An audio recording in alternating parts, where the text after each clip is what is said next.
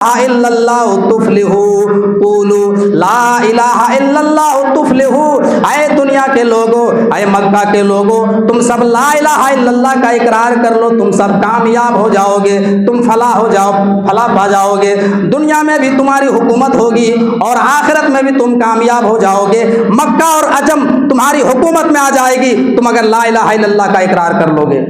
मेरे भाइयों, ये सुन करके पूरा मजमा खामोश है।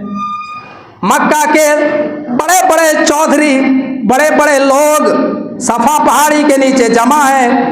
कोई कुछ नहीं बोल रहा है, कोई जवाब नहीं दे रहा है, पूरा मजमा सन्नाटा है। इतने में पूरे मजमे में एक आदमी उठता है। कौन आदमी उठता है? जो रिश्ते में आपका चचा भी लगता था, अबू लहब उठता है और उठने के बाद कहता है, तब्बन लक या मोहम्मद अलिहाजा जमातना।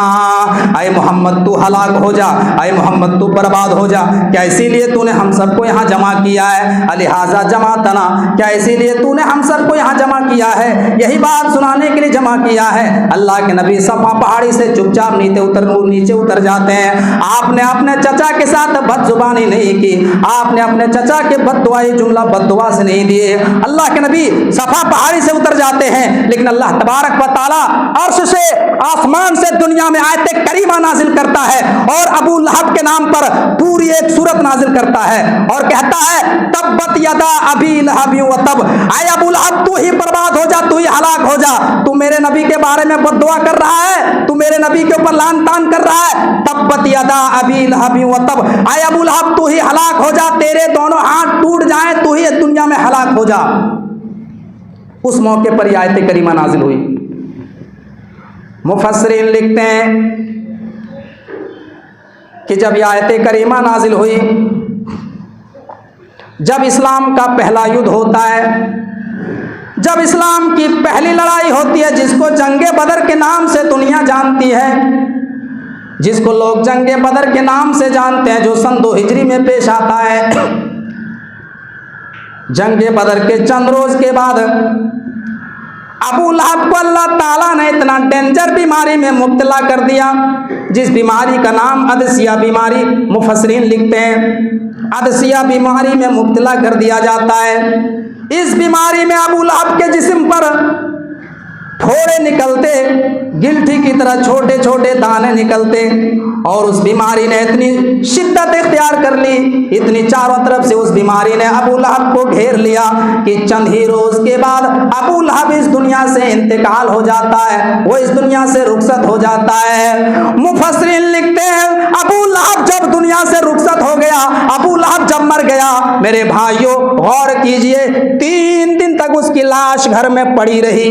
3 दिन तक उसकी लाश घर में पड़ी रही, कोई करीब नहीं आ रहा है। इतनी तेज बदबू मार रहा है, इतनी तेज महक रहा है, कोई करीब नहीं आ रहा है। गौर कीजिए, मक्का के बड़े बड़े सूरमा, बड़े बड़े रईस, बड़े बड़े सरमायादारों में से उसका शुमार होता है, बड़े बड़े लोगों में उसकी गिनती होती है, लेकिन आज मरा है, कोई करीब नहीं आ रहा है, कोई उसको कांधा देने वाला नहीं, कोई करीब आने की जुर्रत नहीं कर रहा है। मुफस्सिरीन लिखते हैं आखिरकार ये होता है 3 दिन के बाद जब लाश ज्यादा बदबू करने लगी तो उसकी औलाद आई और उसकी औलादों ने गड्ढा खोद करके किसी लकड़ी के जरिए दूर ही से गड्ढे में डाल दिया और दूर ही से पत्थर फेंकना शुरू कर दिए और दूर ही से मिट्टी डाल करके अबू लहब को दफन कर दिया।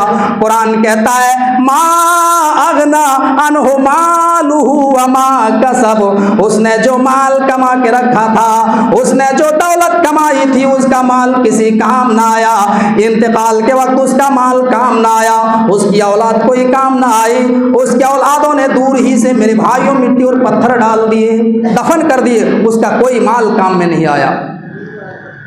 अरब के सूरमों में से उसको शुमार किया जाता था, लेकिन किस तरीके से उसकी मौत किस कदर होती है, कितनी दर्दनाक मौत होती है, अल्लाह तबारक व तआला ने इसी दुनिया में उसको निशानी इबरत बना के रख दिया। अबू लहब कहा करता था कि ये मोहम्मद सल्लल्लाहु अलैहि वसल्लम, ये मुसलमानों के रसूल ये कहते हैं कि जन्नत है, जहन्नम है, आखिरत पर ईमान लाना है। अरे अगर कल क़यामत के दिन अल्लाह हमको जहन्नम में डालेगा तो हम जो है, हमारे पास इतने माल हैं, इतने पैसे हैं, इतने नौकर चाकर हैं, इतनी प्रॉपर्टी हमारे पास है, हम अल्लाह को